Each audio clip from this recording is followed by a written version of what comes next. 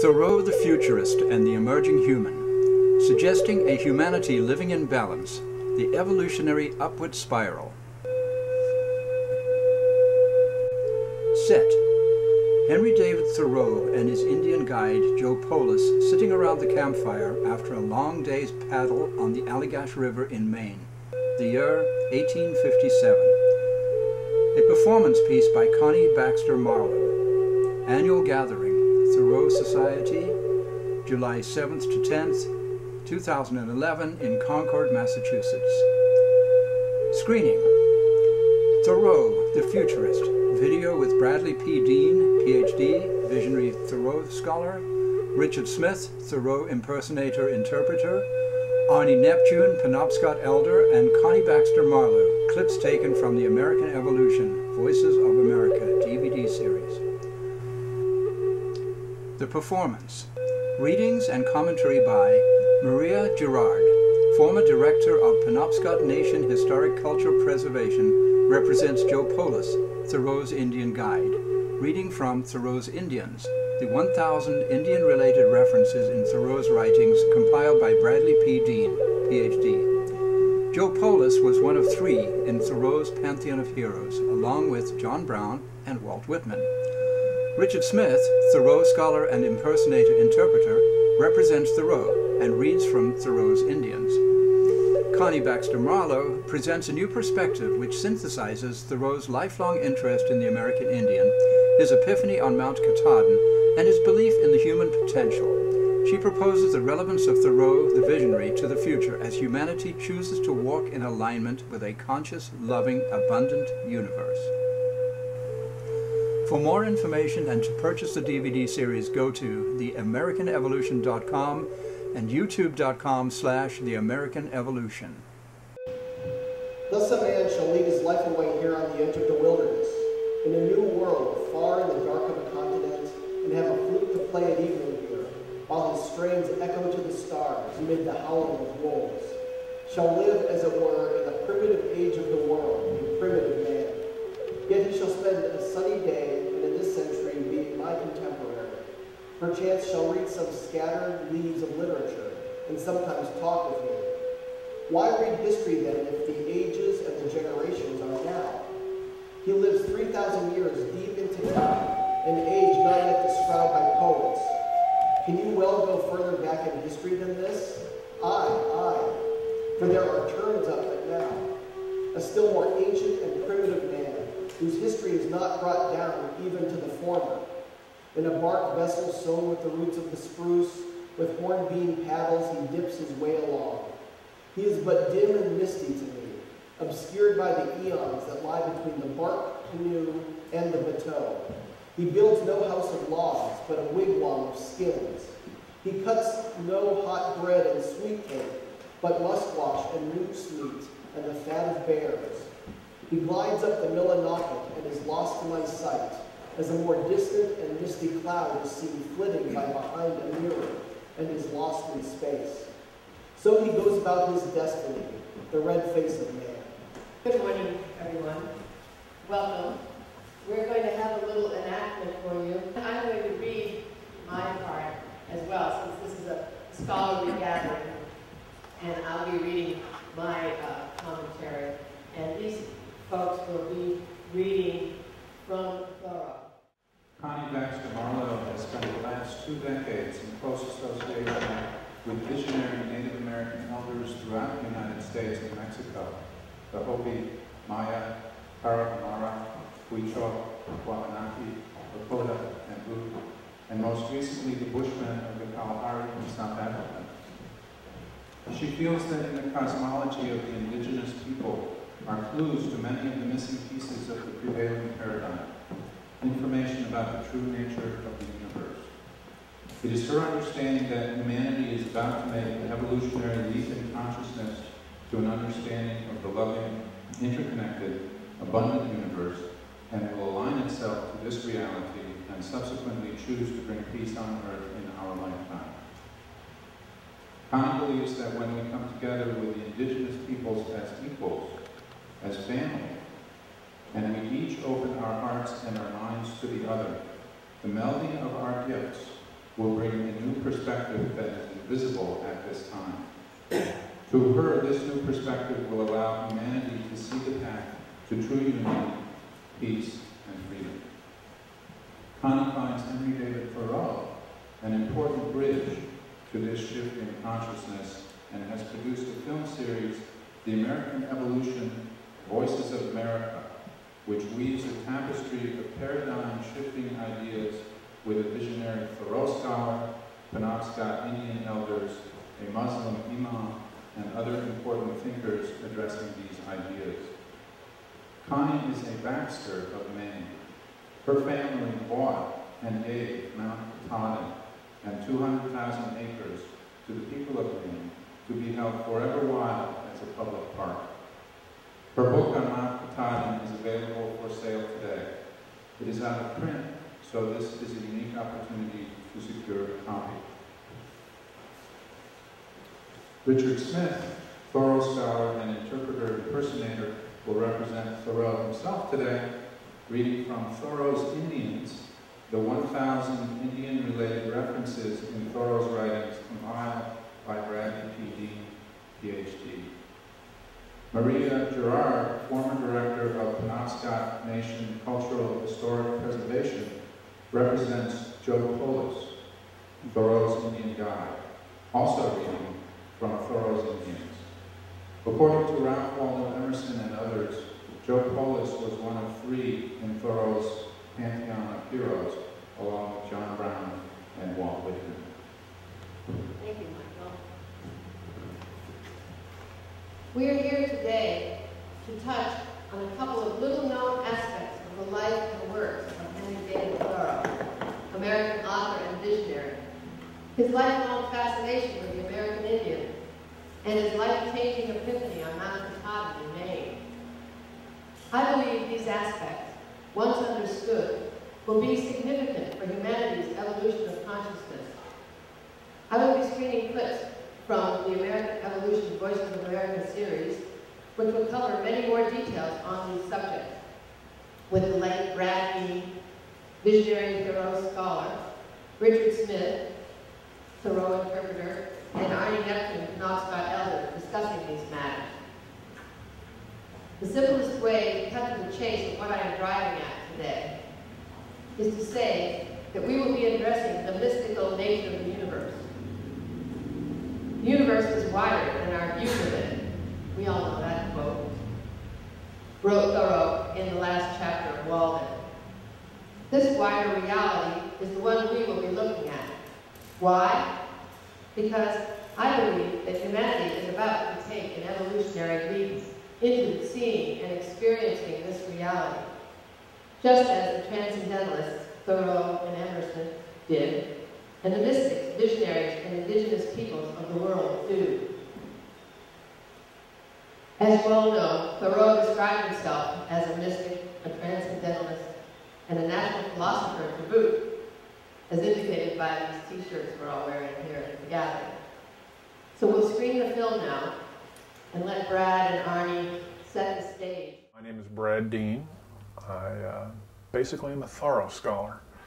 I've been studying Thoreau now for, I guess it's been close to 30 years. I hate to confess that, but it's been about 30 years since I first encountered Thoreau. Basically, my area of expertise with Thoreau is his manuscripts. I reconstruct his manuscripts to come up with works that he never lived to publish. So that's basically who I am and what I do. What I'm working on right now is Thoreau's notebooks on the Native Americans. Basically, in about the period of time right after Thoreau left Walden, 1848, possibly 1849, he began working on a series, on a large project that involved reading everything he could find about the Native American cultures. And he had access to Harvard's incredible library, so he read practically every important history or account of Native Americans, all the expeditions, all the archaeological studies that were being conducted at that time by the Smithsonian Institute and the American Association for the Advancement of Science, and so on. He read a little over, and he kept notes, by the way, and there are a little over 500 sources He seems to have been intent on studying, like a scholar would study, indigenous cultures to try to find the embodiment of the wild. His famous, Thoreau has this famous, from his essay Walking, a famous quotation, "In wildness is the preservation of the world." Civilization entails a certain amount of self-consciousness, and I think Thoreau was trying to get a step away from that with his idea of wildness. I think for Thoreau, the red man, as he called him, was the wild man in the best sense of the term.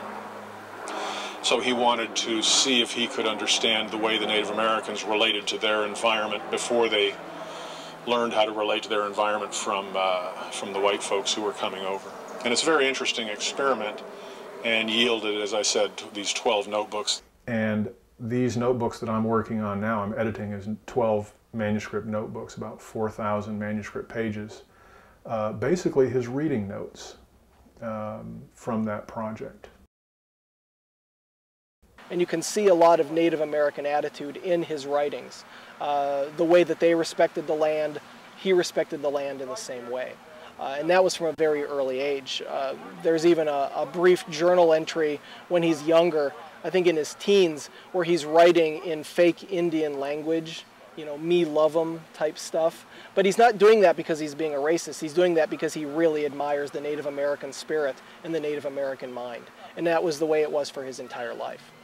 The evidence of Thoreau's early interest in Native Americans pretty much is that. It's a very stereotypical romantic sort of view. It's the Hiawatha syndrome, you know, me tonto, that sort of thing.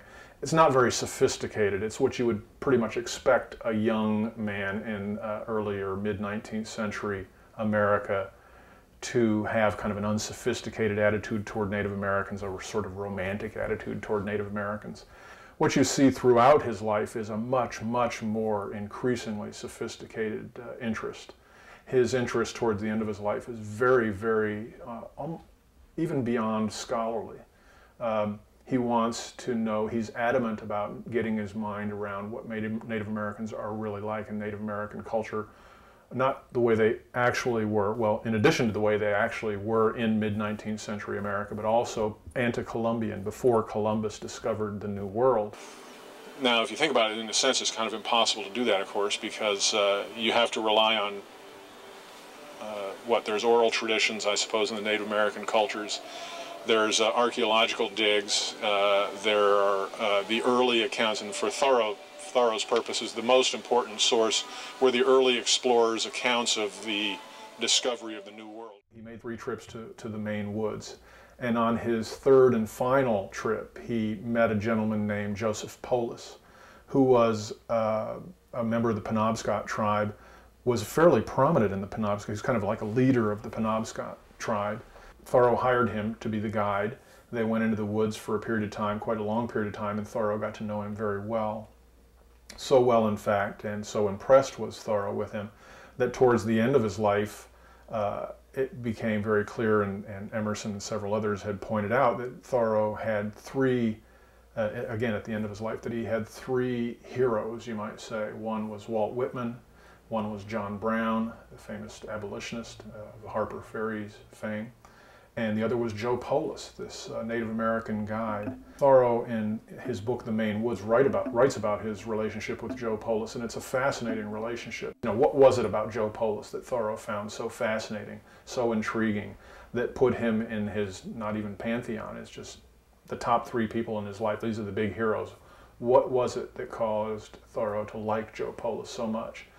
I think it was that Joe Polis embodied a kind of a synthesis of Native American cultures and white culture, that Joe Polis was able to succeed and flourish in the white community. He was able to be a leader not only in the Native American community, but also in its interactions between the Native Americans and the white community, but also was able to go out into the woods and behave, you might say, as a Native American very successfully. Could keep himself alive in the woods and even comfortable in the woods. And Thoreau was very impressed by that. I say Quay. Quay is hello. Quay. My name is Arnie Neptune. I'm a member of the Penobscot tribe of Indians. who has been in the state of Maine for about 12,000 years. What could have driven Henry David Thoreau to spend much of his life seeking the true nature of the Native American Indian?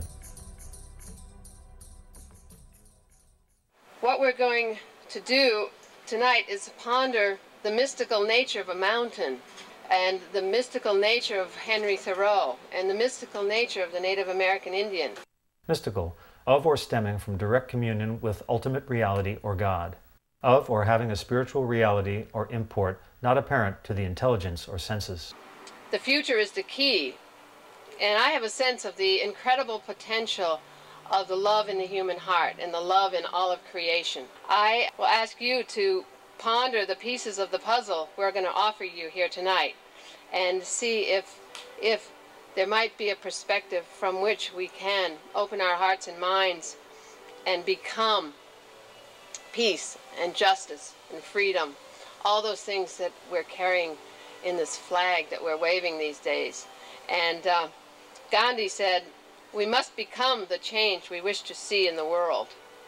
Albert Einstein saw the world as a puzzle meant for deciphering. And Roger Rosenblatt, in his 1999 Time magazine article, The Age of Einstein, stated, Einstein understood that the world was a puzzle created for deciphering, and more, that a person's place in the order of things was to solve as much of that puzzle as possible. That is what makes us human, this and the governing elements of morals and humor. Well, Thoreau, when he wandered around Concord and he found arrowheads all over Concord, he picked those arrowheads up and he said, here is a character that has yet to be deciphered.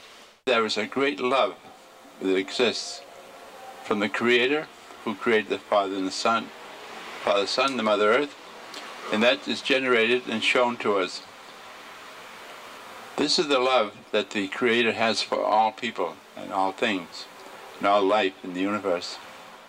I think that the main thing that attracts me to Henry Thoreau is his rebelliousness, his ideas that he wants to question all authority. Throughout his life, he was always questioning the church, the government, the press, and he was really trying to make people accountable for the way that they act in real life. He hated hypocrisy, he hated stupidity, and he really wanted to try to question everything that he could and make people be aware that there's more to the world than just what we see. He was an incredibly spiritual person. Everything that he wrote came from a spiritual base. So he was trying to get people to wake up to the fact that we are part of the world, that we are part of nature, that God created that tree and he created us, and that we all have to live in harmony together. Nature was something that you needed to respect. Nature wasn't just for us to use, just to cut down trees for firewood. But nature is something that we have to learn to get along with because it's part of us. And if we lose a tree or if we lose a species of animal or what have you, that takes a little bit away from us as well. And so as a spiritual person, he really wanted people to wake up to that fact that we are all part of the universe, that we are all part of God's world, and that we need to act accordingly so that we're more aware of our place in the world as spiritual human beings. Thoreau's attitude about science, what we now call science, and in fact Thoreau himself called science, and Thoreau had a different attitude about something he called natural history, or on occasion he called it natural philosophy. And Thoreau's attitude about science, well, he generally was antithetical to science, generally. And I think this example will give you some idea of what I'm talking about. In 1853, March of 1853, he received a letter from Spencer Baird. Spencer or Spencerton? Spencer, right? Spencer Baird. Yeah. Oh, here it is, Spencer Fullerton Baird. That's why I keep getting messed up. In March of 1853. And that early in March of 53, and Thoreau wrote in his journal that evening when he had obviously been thinking about this, getting this letter. And here's what he writes in his journal. Baird was the secretary of the American Association for the Advancement of Science. the secretary of the Association for the Advancement of Science requested me by a printed circular letter from Washington the other day to fill the blanks against certain questions, among which the most important one was what branch of science I was specially interested in, using the term science in the most comprehensive sense possible. Now, though I could state to a select few that Department of Human Inquiry which engages me, which engages me and should rejoice at an opportunity so to do, I felt that it would be to make myself the laughing stock of the scientific community to describe or attempt to describe to them that branch of science which specifically interests me, inasmuch as they do not believe in a science which deals with the higher law. Higher law would have a particular historic context in this sense. It was often used in the slavery debate, for instance, with Seward talking about the higher law, the laws of conscience, as opposed to the constitutional law. So that's, in a sense, that's the kind of a context for what Thoreau means about a higher law. So I was obliged to speak to their condition and describe to them that poor part of me which alone they can understand. The fact is, I am a mystic, a transcendentalist, and a natural philosopher to boot. Now I think of it, I should have told them at once that I was a transcendentalist. That would have been the shortest way of telling them that they would not understand my explanations. But in the, remember he says here that he was obliged to speak to their condition and describe to them that poor part of me which alone they can understand. Here's what he wrote in branches of science in which a special interest is felt. Thoreau wrote, "The manners and customs of the Indians of the Algonquin group previous to contact with the civilized man." I read this to Ed Wilson one time, and he couldn't believe it. He said, "What do you mean? Thoreau he wasn't an ethnologist at all." Well, in fact, he was. Nobody knows about it yet. Way in the past, when there was magic, when the people could do magic, they could transform themselves into different creatures they call shapeshifters. They could make things happen. They could make things out of nothing. They could change themselves. They could make themselves disappear. They could create things as the Creator does. And they could speak to the animals and speak to the trees and speak to the plants and actually ask plants what medicine would they be good for? What could they heal the human race? I know my legend has it that my grandfather was able to transform himself into a giant eel, and he was able to go with the eels. They would go with them to turn himself into an eel and go with them for teachings, learning, and so forth. And we thank the Mother Earth for what we get, like all these things here, which to a lot of people are things or plants, but there's medicines in almost everything you see around here. And this is how the Creator took care of us and took care of our people and showed us how to live and not to have to be in want of anything. And we didn't. We were never in want of anything because the medicines were there to heal us. The animals were there to feed us and clothe us. The trees there were there to shelter us. And that's how our people lived for thousands of years. Thoreau famously stayed at Walden Pond for 2 years, 2 months, and 2 days between 1845 and 1847. About halfway during Thoreau's stay at the pond, he went to the Maine woods, his first trip to the Maine woods, and climbed Mount Katahdin, the highest peak in the state of Maine.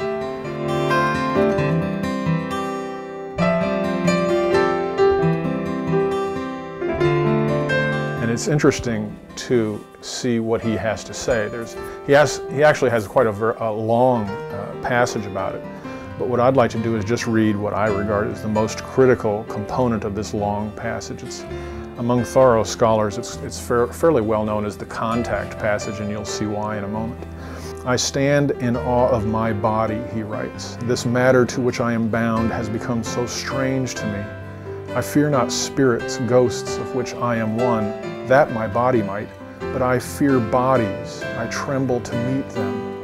What is this Titan that has possession of me?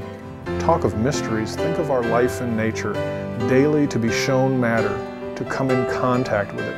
Rock, trees, wind on our cheeks, the solid earth, the actual world, the common sense. Contact, contact, who are we? Where are we?"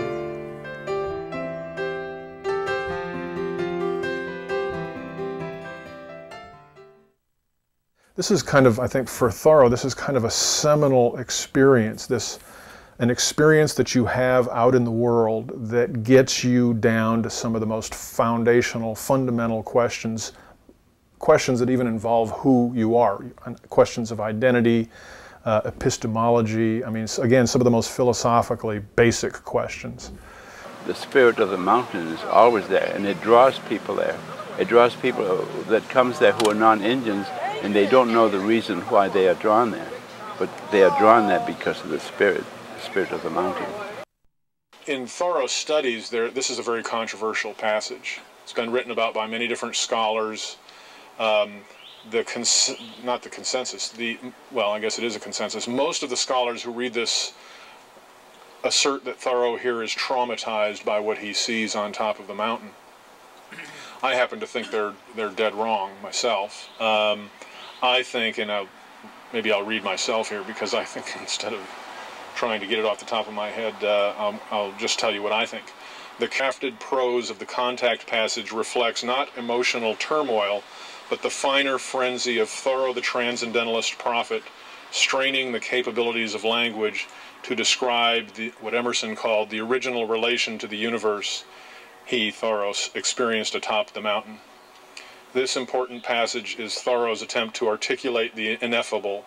For Thoreau on Mount Katahdin, like Moses on Mount Sinai, had beheld God, or spirit, and nature, or matter, face to face. So you can see I have a somewhat unconventional or different interpretation of the contact passage. You have Thoreau on Mount Katahdin, you have Moses on Mount Sinai. There's a correspondence between the two, and Thoreau is attempting to leverage that correspondence to basically make his own essay a scripture. As a human being, as a person on this earth, I have a certain ingrained divinity, a certain truth that is inside each and every living creature. You can call it truth, you can call it conscience, you can call it intuition, you may call it what you will, but that is that divine spark inside all of us. And we all know basic truths. We all know truth, we all know beauty, we all know love. Even if we were deaf, dumb, and blind, we would know what those things are. The Creator has put this spirit in all of us. It seems to be more pronounced and prevalent in the Indian ways. But everybody has it, no matter what color, shape, form you may be, you have that. And that's how this body holds it. One of the more important things I think that Thoreau has to offer us nowadays is this insight into the miraculousness of this reality that we can, from one perspective, it's just commonplace, but from another perspective, it's not commonplace at all. It's what Carlos Castaneda called a separate reality, a reality that is imbued with everything that all of the human traditions have called sacred, as opposed to the more mundane, not necessarily profane, but mundane reality, the one that, the workaday world, the world of getting and spending. He was looking to Native American cultures and other cultures around the world, but particularly seemed to be interested in Native American cultures, to leverage the strengths and the insights of those cultures to improve upon this experimental new American culture that emerged in the New World. He wanted, as he said, to keep the New World new, and to do that he wasn't being necessarily revolutionary, although I think it's fundamentally revolutionary, but he was drawing on existing or pre-existing cultures and insights, the Judeo-Christian cultures and insights, the Native American cultures and insights, taking those and bringing them together in a dynamic mix that worked for him and that he appears to have thought would work for the rest of the country. A lot of people misinterpret, not a lot, but a few people, in my opinion, misinterpret what Thoreau's about by calling him an anarchist. Many anarchists say that Thoreau is sympathetic to our point of view, that he wants no government, when in fact, right at the very beginning of Civil Disobedience, he says, I do not ask at once for no government, I want at once a better government. So it's not that he's an anarchist, quite clearly. An anarchist is not, I don't think anarchists can claim Thoreau. What Thoreau is basically suggesting And I think Thoreau's real view toward government is, he says that government is best which governs least, and followed out, that government is best which governs not at all. And then he puts a period at the end of that sentence, but really to understand what he's talking about, what you need to do, in a sense, is, if you don't mind me putting a parenthesis to Henry David Thoreau, what you need to do is say, you know, that government is best which governs not at all, in parentheses, because in such a government, all the citizens govern themselves. That's key. What Thoreau wants is self-governors. Everyone is their own king and governor, and Congress and Senate, and you do not need laws to oppress you, because you have a law inwardly that manifests itself in your conduct outwardly. So that's what Thoreau's idea of government is, not anarchism. It is basically, at the most individual level, self-government. The heart of Walden, the really important part, comes later with the exploration of the inward morning, to use, you know, the inward journey, the inward voyage. It's all inward, it's all spiritual, it's all at that level of the higher law that really is important for Thoreau. When you talk about law as opposed to conscience, what you are really talking about is higher laws. It's an ethical awakening. He's not talking about a physical awakening and getting up in the morning and raising your head out of the bed. That's not what he's talking about. He's talking about the effort, as he puts it, to throw off sleep, moral lethargy, the effort to become truly alive. To be awake is to be alive. I have never yet met a man who is quite awake. We must learn to reawaken and keep ourselves awake, not by mechanical aids, but by an infinite expectation of the dawn. So we saunter toward the Holy Land, till one day the sun shall shine more brightly than ever he has done, shall perchance shine into our minds and hearts, and light up our whole lives with a great awakening light, as warm and serene and golden as on the bankside in autumn. Conclusion of Walking, Henry David Thoreau.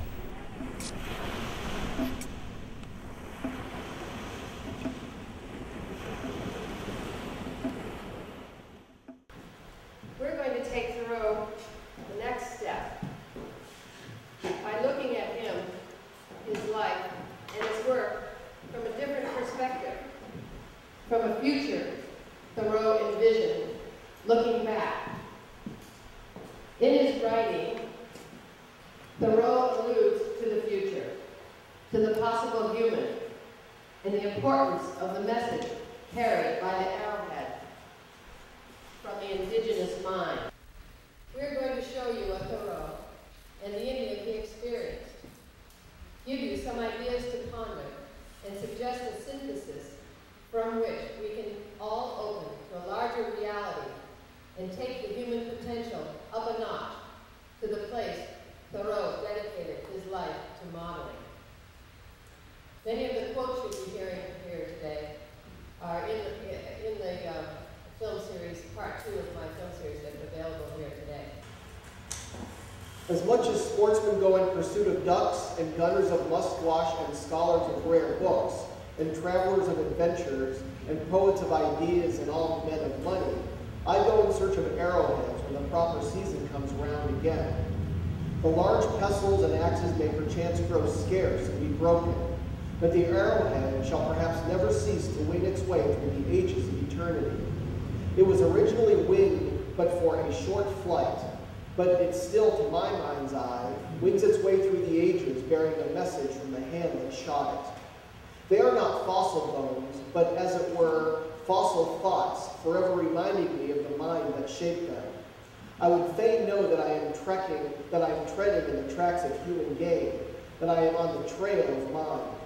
And these little reminders never fail to set me right. There is scarcely a square rod of sand exposed in this neighborhood, but you may find on it the stone arrowheads of an extinct race. Far back as that time seems when men went armed with bows and pointed stones here, yet so numerous are the signs of it. The finer particles of sand are blown away, and the arrow point remains. The race is as clean gone as this sand is clean swept by the wind. Such are our antiquities. There were our great ado about the Roman and the Greek and neglect the Indian. We need not wander off with boys in our imaginations to Juan Fernandez, to wander at footprints in the sand there. Here is a print still more significant at our doors, the print of a race that has preceded us, and this the little symbol that nature has transmitted to us. Yet this arrow-headed character is probably more ancient than any other, and to my mind it has not been deciphered. Men should not go to New Zealand to write or think of Greece or Rome, no more to New England. New earths, new themes expect us. Celebrate not the Garden of Eden, but our own. October 22nd, 1857. Thoreau made 3 excursions to the Maine woods, where he hired Indian guides to study their ways. I narrowly watched his motions and listened attentively to his observations, for he had employed an Indian mainly that I might have an opportunity to study his ways. On his first excursion to Mount Katahdin in September of 1846, the Indian guide he hired, Louis Neptune, failed to appear. Thoreau and his companions ended up climbing Katahdin without a guide. And on this climb, Thoreau experienced his life-changing epiphany, described so eloquently in the contact passage that you just heard earlier. On Thoreau's second excursion to Maine, he hired Joe Polis, son of the governor, as his guide on a moose hunting expedition in 1853. And in 1857, on his last trip to Maine, he hired Joe Polis as his guide. Thoreau died 5 years later in 1862 after taking a trip to Minnesota, where he also explored Indian culture. The relationship that developed between Thoreau and Polis during his last Maine excursion was to solidify in Thoreau's mind the importance of the Indian experience. Thoreau had been fascinated by the Indian from childhood. He saw that the Indian could see what he could see. He bemoaned the limitations of the modern society, and as a mystic and transcendentalist, resonated to an expanded reality. He possessed the ability to see and sense the spirit that is at the essence of all life. And from this vantage point, he could envision a society made up of the true human, acting from a connectedness that is foreign to most people at this time. Why was Joe Polis one of 3 of Thoreau's heroes? Because, as Brad Keene points out, Joe exemplified Thoreau's dream of the synthesis of the mystical indigenous connection to nature, to what I call the conscious loving universe, with the worldly man who could function in the modern times, exhibiting capabilities which I see as the emerging human, whose choices will take humanity closer to realizing our full potential as loving beings walking in balance. To me, this is the evolutionary leap of humanity. As Brad points out in the video, and adds to Thoreau's vision of that government is best which governs not at all, because in such a government, all the citizens govern themselves. Thoreau sees the possibility of a society of humans living in balance. I will reiterate Brad's observation, quote, what Thoreau wants is self-governors. Everyone is their own king and governor and Congress and Senate. And you do not need laws to oppress you, because you have a law inwardly that manifests itself in your conduct outwardly. End quote. I will venture to say that there is a direct link between humanity's expanded mystical connection to the universe and its access to its highest conscience, its divine nature. That the message carried to the future by the arrowhead is the possibility of life lived in alignment with the oneness of creation and the sacredness of all things, concepts that lie at the foundation of indigenous cosmology. In a little book called Mystics as a Force for Change, an Indian named Ghost, G-H-O-S-E, states, quote, mysticism proposes a revolution from above and by consciousness. To say technology is the grammar of the future is dangerous nonsense. Technique and transcendence must learn to work together. That would be the beginning of the total man and totality thinking. And the individuals who will most help humanity in the hour of crisis are those who recognize a will to change from within as a step to a total change in our relationship with reality, the harmony of the whole. The issue is plain. What is the true nature of things, and how do we embody it in our social living? End quote. Well, Albert Einstein stated that no problem was ever solved in the same consciousness in which it was created. We have built a house of cards on a false foundation of erroneous assumptions that our logical minds have, given the information we have, responded to logically and have gotten us to where we are today. Once we have come to grasp the correct, accurate information about the nature of the universe, our logical minds will take us to peace on earth, will have us bringing heaven on earth. The Indian begins where we leave off and sees so much the divine, and anything that fairly excites our admiration expands us. That was from a letter to Harrison Blake in 1857, written shortly after his final excursion to the Maine woods. Now, Thoreau and Polis will speak for themselves. We'll take you on a little adventure into the Maine woods. When we are through, you'll be able to converse a bit with Henry and Joe. The first man we saw on Indian Island was an Indian named Joseph Polis, whom my relatives had known from a boy, and now addressed familiarly as Joe. He was dressing a deer skin in his yard. The skin was spread over a slanting log, and he was scraping it with a stick held by both hands. He was stoutly built, perhaps a little above the middle height, with a broad face, and, as others said, perfect Indian features and complexion. His house was a two-story white one with blinds, the best looking that I noticed there, and as good as an average one on a New England village street. It was surrounded by a garden and fruit trees, single corn stalks standing thinly amid the beams. He was one of the aristocracy. It appeared that he had represented his tribe at Augusta, and also at once in Washington, where he had met some Western chiefs.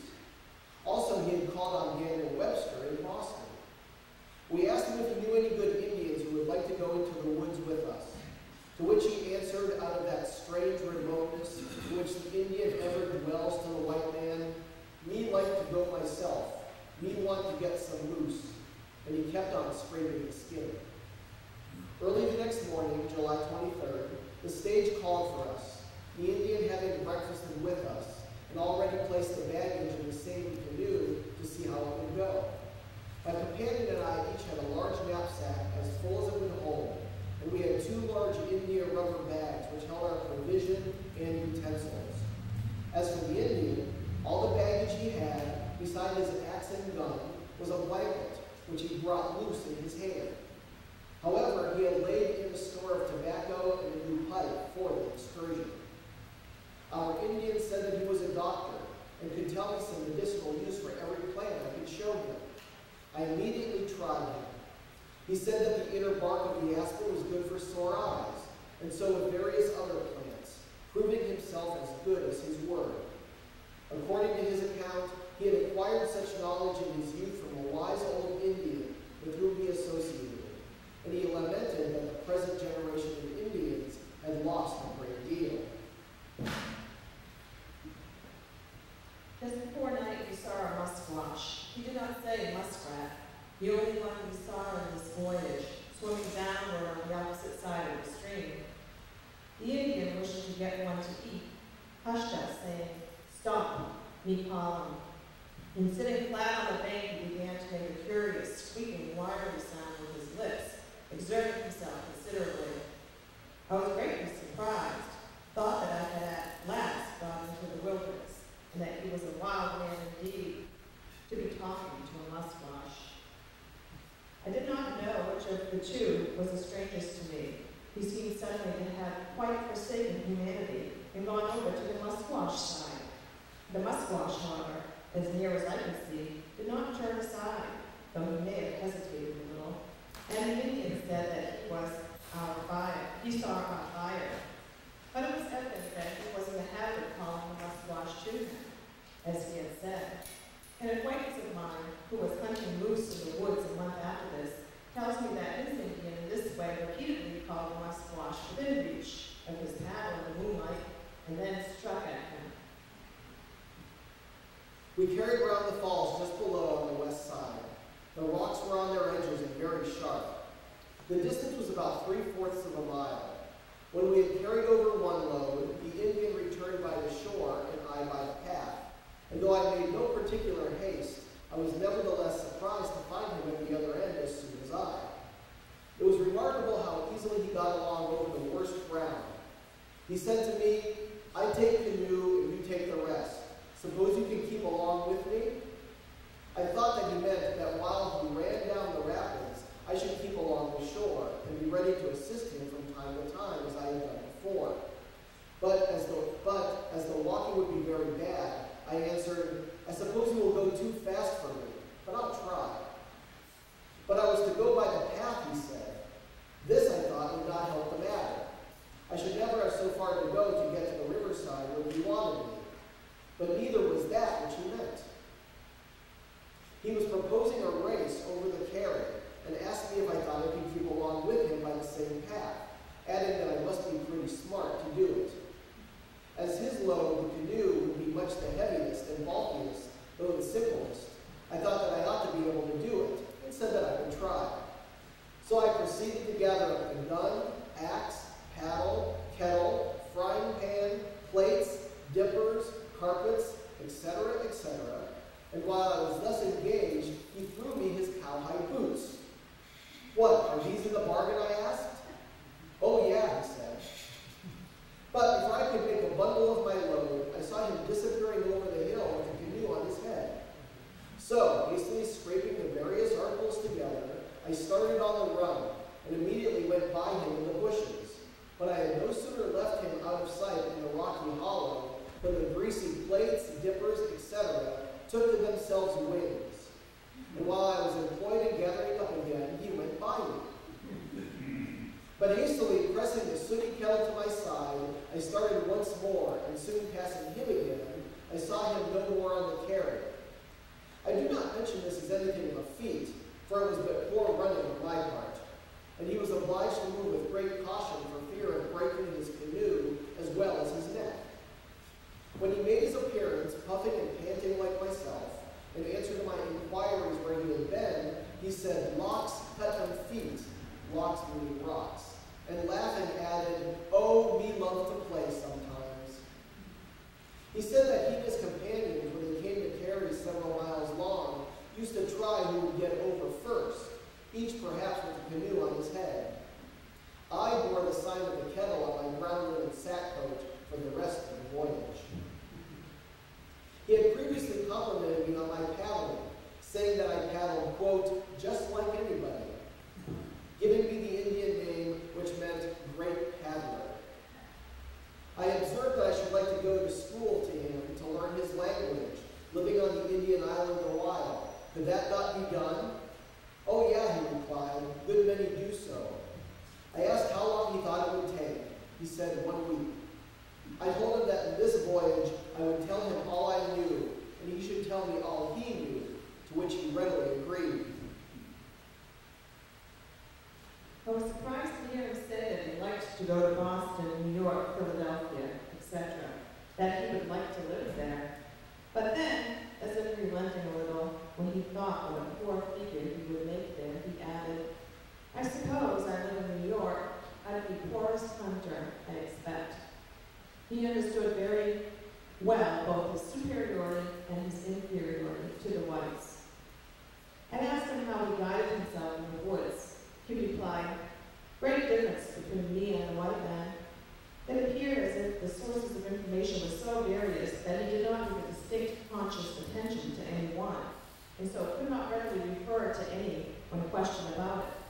But he found his way very much as an animal does.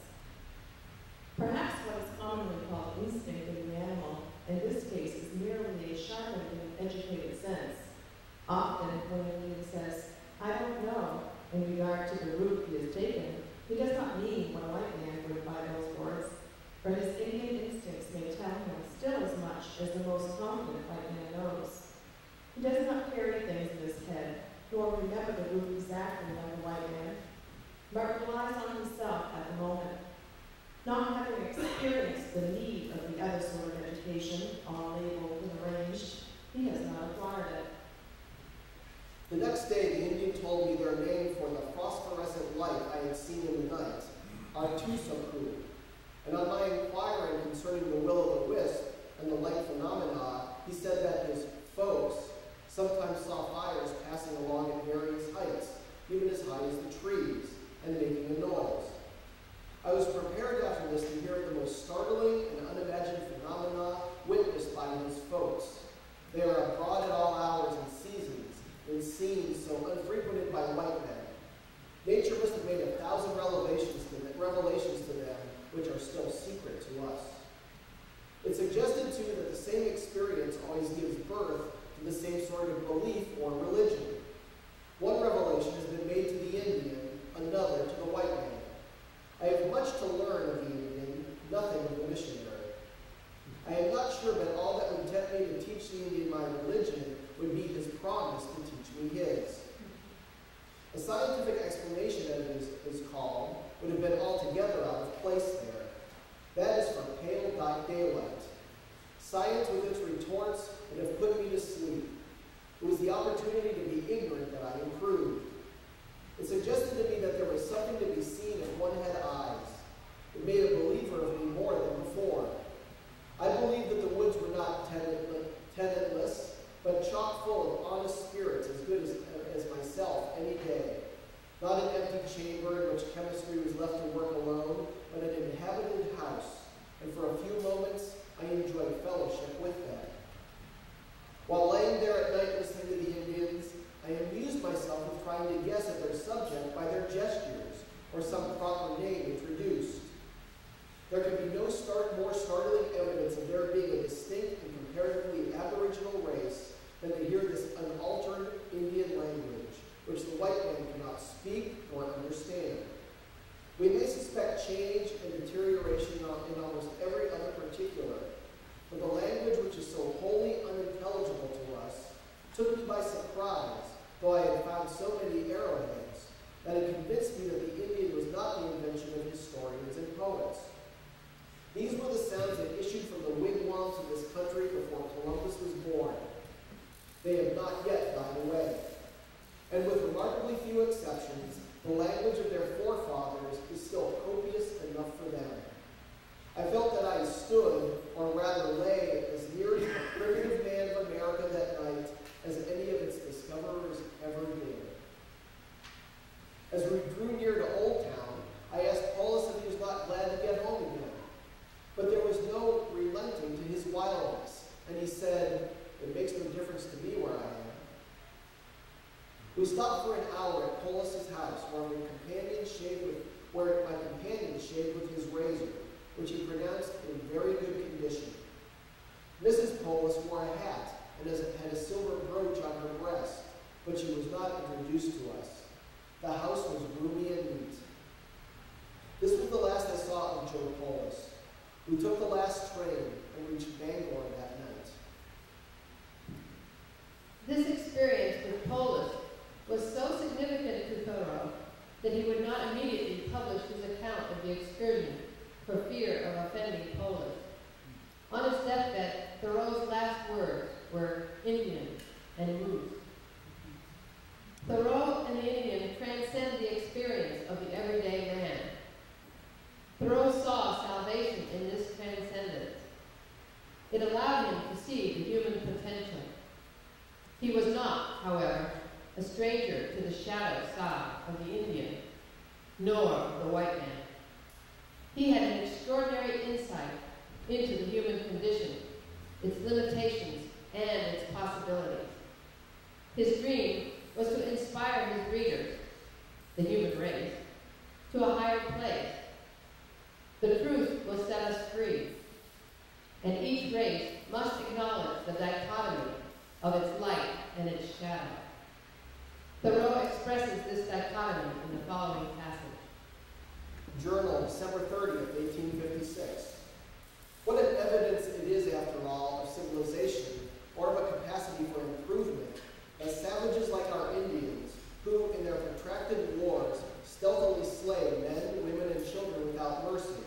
What a wonderful evidence it is, I say, of their capacity for improvement, that even they can enter into the most formal compact or treaty of peace, burying the hatchet, etc., of consideration as the most enlightened states. You would say that they had a genius for diplomacy as well as for war.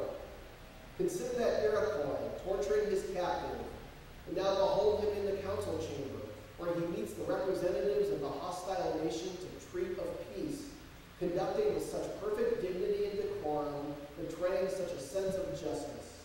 These savages are equal to us as civilized men in their treaties, and I fear not essentially worse in their wars. Every race, every human has a light and a shadow side. We cannot burden anyone with the idea that he has no shadow.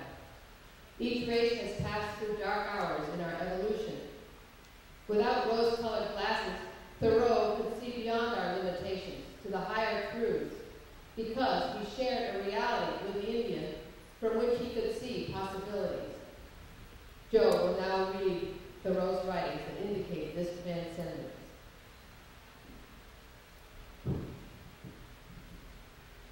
We talk of civilizing the Indians, but that is not the name for his improvement. If we could listen but for an instant to the chant of the Indian youths, we should understand why he will not exchange his savageness for civilization. By the very independence and aloofness of his dim forest life, he perseveres his intercourse with his native gods, and is admitted from time to time to a rare and peculiar society with nature. He has glances of starry recognition to which our saloons are strangers.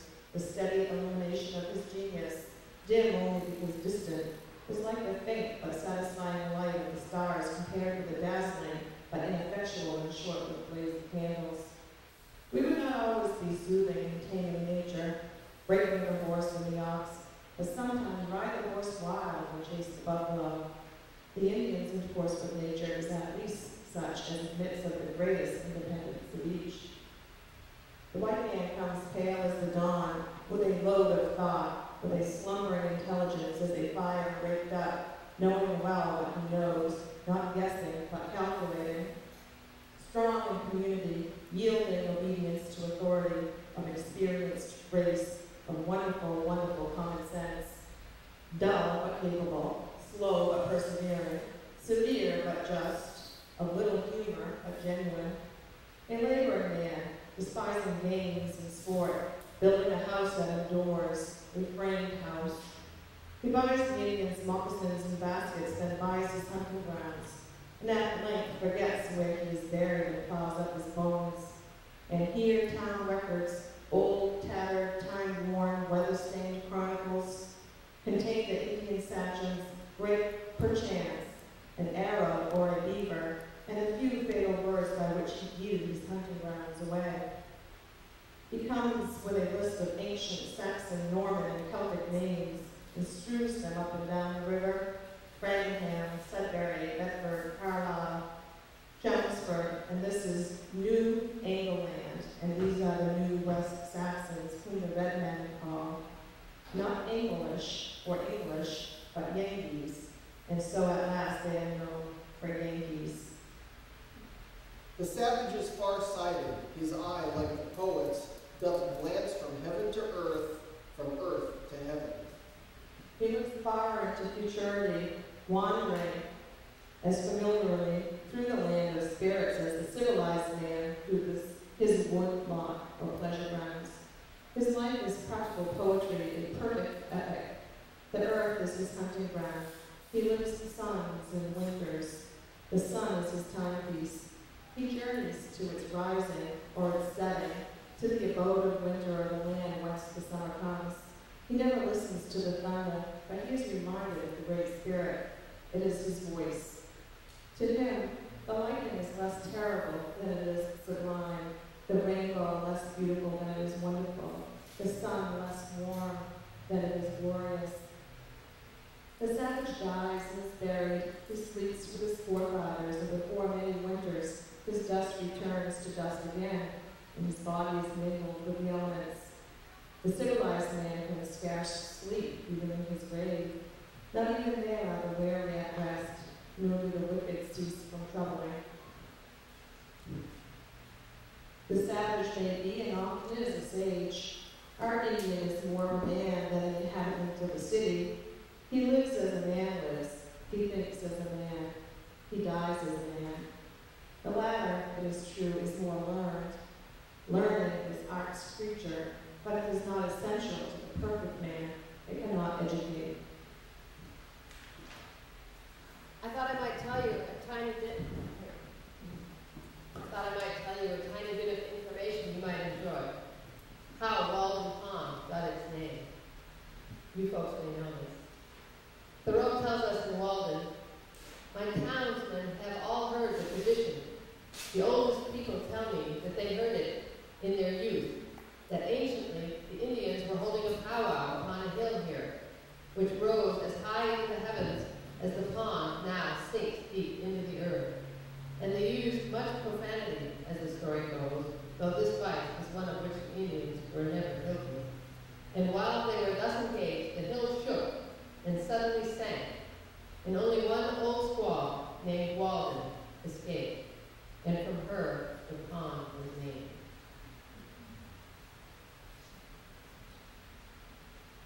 October 11, 1840. The true man of science will have a rare Indian wisdom, and will know nature better by his finer organization. He will smell, taste, see, hear, feel better than other men. His will be a deeper and finer experience. The charm of the Indian to me is that he stands free and unconstrained in nature, is her inhabitant and not her guest, and wears her easily and gracefully. But the civilized man has the habits of house. His house is a prison which he finds himself oppressed and confined, not sheltered and protected. He walks as if he sustained the roof. He carries his arms as if the walls would fall in and crush him, and his feet remember the cellar beneath. His muscles are never relaxed. It is rare that he overcomes his house and learns to sit at home in it, and roof and floor and walls support themselves, as the sky and trees and earth. For the Indian, there is no safety but in the plow. He would not be pushed into the Pacific. He must seize hold of the plow tail and let go his bow and arrow, his fish spear and rifle. This is the only Christianity that will save him. His fate says sternly to him, quote, forsake the hunter's life and enter into the agricultural, the second state of man. Root yourselves a little deeper in the soil if you would continue to be the occupants of the country. But I confess I have no little sympathy with the Indian and hunter men. They seem to me a distinct and equally respectable people, born to wander and to hunt, and not to be inoculated with the twilight civilization of white men. The Indian perchance has not made up his mind to some things which the white man has consented to. He has not, in all respects, stooped so low. And hence, though he too loves food and warmth, he draws his tattered blanket about him and follows his fathers, rather than barter his birthright. He dies, and no doubt his genius judges well for him. But he is not worsted in his fight. He is not destroyed. He only migrates beyond the Pacific to more spacious and happier hunting grounds. A race of hunters can never withstand the inroads of a race of husbandmen. The latter burrow in the night into their country and undermine them. And even if the hunter is brave enough to resist, his game is timid and has already fled. The rifle alone would never exterminate it, but the plow is a more fatal weapon. It wins the country inch by inch and holds all it gets. But this points to a distinction between the civilized man and the savage, and no doubt they have designs on us making of the life of the civilized people an institution in which the life of the individual is to a greater extent absorbed, in order perchance show at what a sacrifice the advantage is obtained, and to suggest that we may possibly live so as to secure all the advantage without suffering any of the disadvantage. I think myself in a wilder country and a little nearer to primitive times when I read in old books which spell the word savages with an I, reminding me of the derivation of the word from silva. There is some of the wild wood and its bristling branches still left in their language. The savages they describe are really salvages, men of the woods. These remind us that not only for strength but for beauty, the poet must from time to time travel the logger's path and the Indian's trail to drink at some new and more embracing fountain of the muses, far in the recesses of the wilderness. If then we would indeed restore mankind by truly Indian, platonic, magnetic, or natural means, let us first be as simple and as well as nature ourselves, dispel the clouds which hang over our brows, and take up a little life into our pores. Do not stay to be an overseer of the poor, but endeavor to become one of the worthies of the world. Thoreau's political life, his life in society, his role as an author, exemplify the mystical connection to the universe. Thoreau was the probable human. His ability to see and experience an expanded reality drove his actions on a day-to-day basis.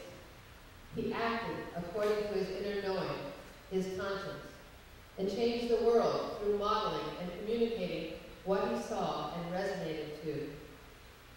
He dreamt of a nation of individuals operating in freedom that would actualize on earth the highest human potential and the power of the universe.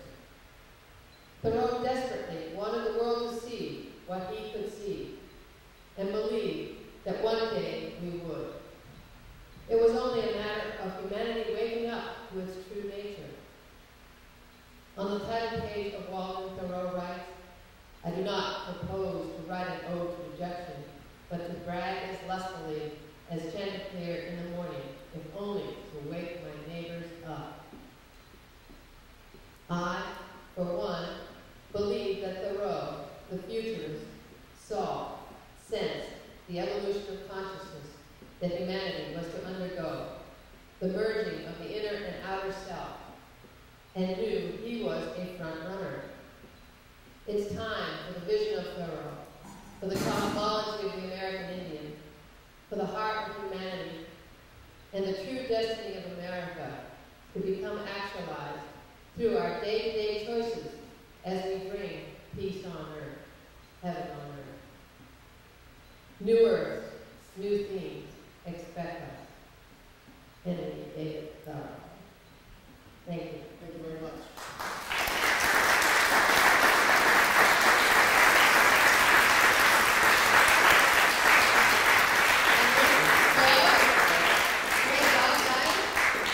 And I want to thank Juliet and Ken Turkington Wheeler for their help in bringing the props and for housing me and Joe and John and Peter Alton's kind of offered housing. So we're now going to have a little chat. If you guys have any questions, you feel free to ask any. I'm not sure if we're going to be here. But if you have any questions about any of this, feel free to ask. Now's the time. So you can ask Richard, or you can ask Henry, you can ask Maria, or you can ask Joe. It's up to you. How's that? Yeah, Two of the phrases you were reading made me think of current politics. It was Thoreau perhaps leaning towards Tea Party, leaning towards libertarianism, Well, general Democrat, Republican. what's interesting is some threads, several issues in there. well, Brad mentioned in the video, and I've said this a lot as well, that a lot of the anarchists always claim Thoreau as one of their own, but the libertarians do as well. I think that in some of his aspects and some of his philosophies, he fits into the libertarian idea very well about limited government and self-government and things like that. So I know that the libertarians like him. I think they have more of a claim on him than probably the anarchists and the total left of England, to tell you the truth. Yeah, the power of the individual. It's pretty deep and As we all know, Henry was never a Whig nor a Democrat nor a Republican. He never voted. He never really favored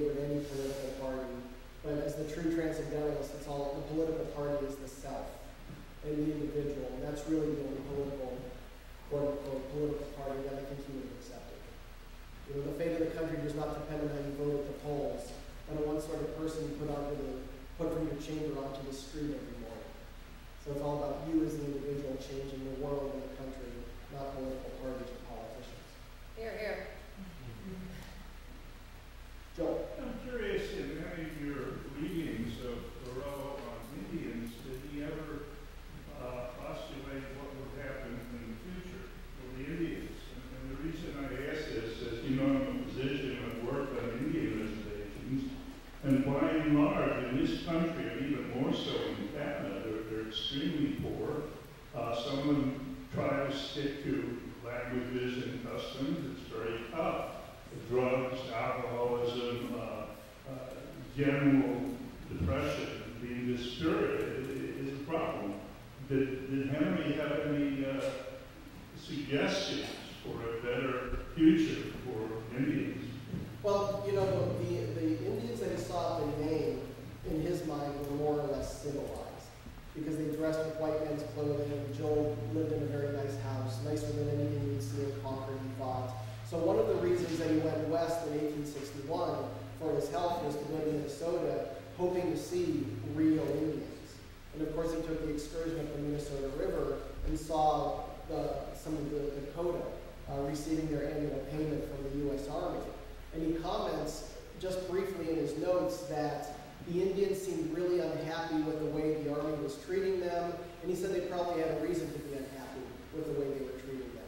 So he obviously knew that the Indians were, at least in the 19th century terms, were a vanishing race. And so he wanted to see real Indians out west, I think, before they were gone. So he was aware that the Army was taking over Indian land. A year later, in 1862, the same Dakota that he saw were involved in a war with the U.S. Army, the Dakota War of 1862. A lot of them were killed, and some of them were hanged as well by the Army. So he was aware of the Army's policy. Did he have any ideas as to how they should be treated? He comments that we should probably be learning from the Indian rather than wiping them out. But as to having any answers as to how they should be treated and how we should be dealing with them, not that much, but he certainly was on the side of the Indian in terms of the whole cultural war between the Indians and the white man. Actually, a related comment and then a related question. There are a couple of passages that I gave a talk on Thursday about the sort of interest in the Native Americans. And there are a couple of passages that I think recently come to mind about his ideas of future. One is where he says that they'll only survive if they take up the plow and give up their own ways. And he thinks that they should resist. He thinks that they will and should go on the warpath instead and become martyrs, basically. In another passage that sort of prefigures the idea of national parks, it suggests, well, we've got all this wilderness, why don't we set it aside? And there's plenty of room for the native cultures to practice their own traditional ways. So more optimistic. Which was certainly more forward-thinking than what was going on in Washington at the time. Absolutely, yeah. I have a specific question that actually builds on what you say about depression. One of the quotes that you read today about when Thoreau first meets Joe Polis talks about the vagueness of Polis's reply in Walt's eyes, not looking in the eye. There are certain passages where this occurs repeatedly with Joe Polis in a tavern, in a carriage with other strangers, with other Native Americans that he meets at other times. This idea of vagueness, of sort of a distant look in the eyes, not being very present. Yes, exactly. Yeah. Exactly. And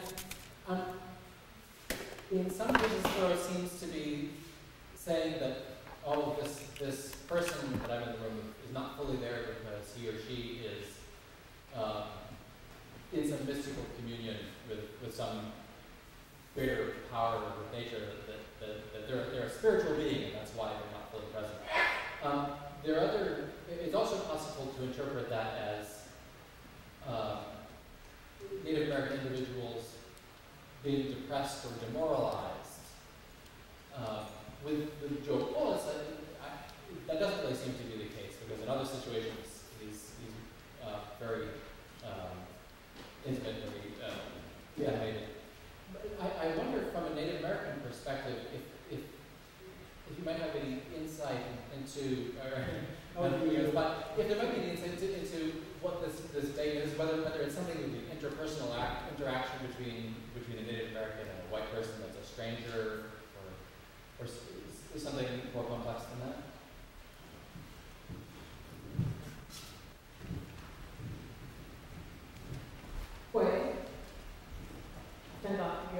Utilizi Maliye, Banawatske, Banawatske.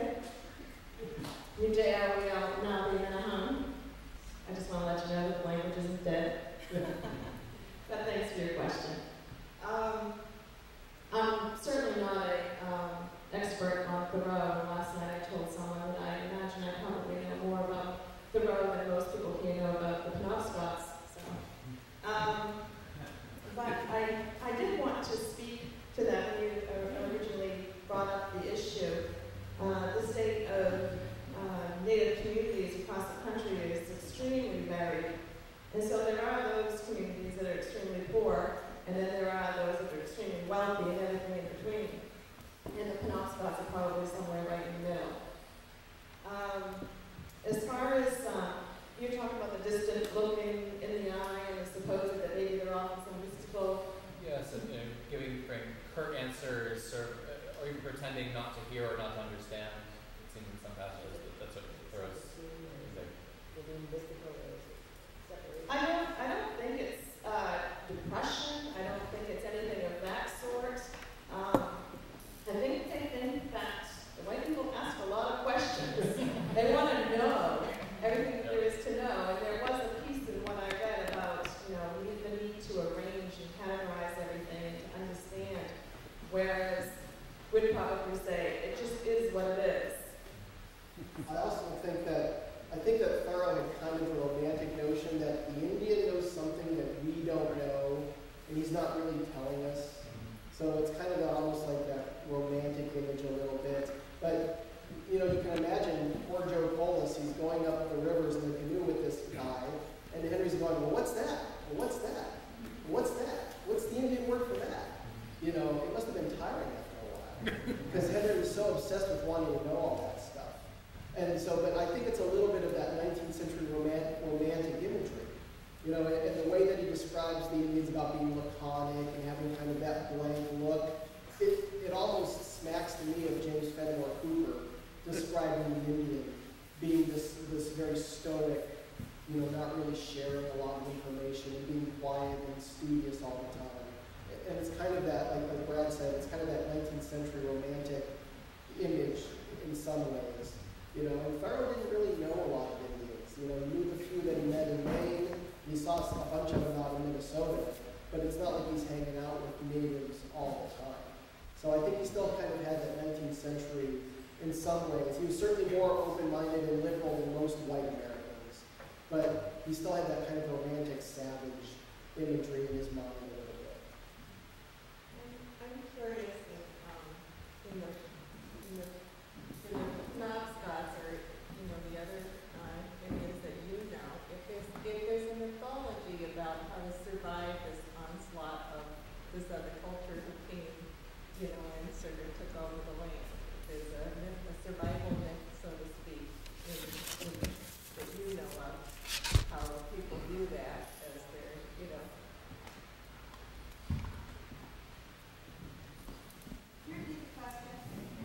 She asked if the natives and the Penobscots have any sort of a mythology or sort of a way at the time of dealing with this onslaught of this white culture that was coming into their world. or now, a myth of how to survive, with the knowledge you have, and as it is juxtaposed against the rest of the world the way it is. Or survival mechanisms beyond the myth. Well, the first thing that comes to mind when you ask that question is one of our ancient legends. We have several legends that involve what we describe as a cultural hero, Buscabe. And Buscabe, in all of these stories, and there's many, and most of them give lessons to people about how to live. And these stories generally have a theme about respecting one another, not being greedy. There's a lot of stories about greed and not hoarding and living cooperatively and respectfully. And one of the stories about Buscabe, which is Buscabe departs and promises to return. In this particular story, he's upset because he sees that his people are beginning to act like the new people who have come to the continent, and he's discouraged. And so in the story, he goes away, and he goes to Katahdin, and that's where he resides, fashioning arrowheads to the day that his people will meet him again. And so we think that, and we say several times in the recent past, that it's probably time to summon Skylight to come help us. Good question. I think we have time for one more question in this in the back. I don't think I need one I can do that. No, good voice, nice. A question from Maria. First of all, thank you for sharing the language of this. It's so important to people to remember that through the language and through its survival, indigenous people can survive. And the revival efforts that are going on in reservations and reserves all over North America are tremendous, and I've been witness to that on the West Coast. And it's fantastic to hear the language returning to New England and being revitalized like that. Second of all, at the risk of asking another question as a curious white person, I'm wondering, is there family or community memory of Thoreau among the Penobscot today? How is Thoreau used? How is it remembered? Has it had any lasting significance to the Polis and Neptune families in general? Actually, there isn't a whole lot of attention paid to Thoreau. We actually had a fairly significant guiding niche for a while in the mid-1800s to the early 1900s. And when we speak of Henry David Thoreau, we say that he's that first famous tourist. You know, he always refers to his guide as his Indian guide, so we say he's that tourist. But then, yes, there have been a few initiatives that have gone on, and which the Penobscot Nation has been a part of. There's a Thoreau Wabanaki Trail, which is being created through an organization called Maine Woods Forever. And there's actually some maps down that which I brought here with me for purchase. And it's following his 3 routes throughout Maine, and they're establishing riverways and kiosks and all of that along the route. Other than that, and the accompanying Thoreau Wabanaki Trail Festival, which takes place in Greenville every year, which the Penobscot Nation participates in, there isn't really a lot of initiatives within the tribe focusing on Henry David Thoreau. But I'm interested in that area, and so here I am, and I have learned so much this weekend, so thanks for having me. I would say that it's interesting, when I was in Greenville, Maine a couple of years ago for the opening of the Thoreau Wabanaki Trail, I was impressed that the area around Moosehead Lake, both the people that live there and the Penobscots that I met, they know a ton about Thoreau. In some ways, it's almost like the people in Greenville know more about Thoreau than the people in Concord do. I mean, every store you go into, they were selling the Maine woods. People knew the stories about him being up there. I got to go onto Moosehead Lake in a birch bark canoe with some Penobscots exactly 150 years ago to the day that Thoreau did it. So they really, at least the people that I met, really knew the story of Thoreau very well up there. And that impressed me a lot, that I was, hundreds of miles from Concord, and people know the story of Thoreau and Walt, and I thought that was pretty cool. So. I would say that I've experienced a little bit of a lack of understanding of Thoreau and a little bit of misinformation that permeates New England history as far as the good stuff that happened between the natives and the white people. 50 years in Plymouth of peace and friendship is totally hidden in misunderstanding and mistruths. And I think up in Maine with the Penobscots, there's a certain amount of that woundedness taking the forefront of a lack of willingness in a way to go to that place of a positive interaction. And there's some misinformation that Thoreau used as guides that, somebody actually put out a film called Was Thoreau a Hero? And it's quite negatively oriented. full of misinformation. But it all depends on your perspective as well. You know, you can interpret a situation from your point of view, your filter. So I would say, you know, that I'm glad to hear that you've had that positive experience. And Maria being here is a huge step in the direction of healing that wound and moving forward. Because I believe that this country cannot become all it's in its potential and in its destiny until we heal this wound that sits in Plymouth, it sits here in Massachusetts, and sits on the eastern seaboard with our Native people. I mean, the wound is throughout the nation, but I think the wound here particularly paralyzes our nation. So thank you, Maria. Ladies and gentlemen, thank you very much for coming over.